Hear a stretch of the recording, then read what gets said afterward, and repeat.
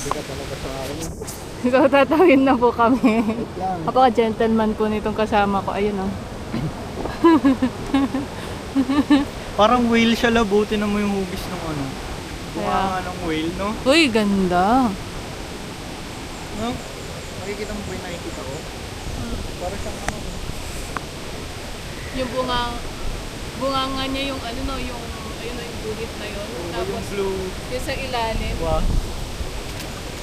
Uy, lamig na. blue whale. So tatawid kami. Hindi kami wala kami sa falls pero mamaya pupunta kami doon pag medyo makulit. Ayun, no? Tignan niyo yung falls, guys. Ito ka lang oh. Ito na naman po ang sulit na ride. Uy, Let's go.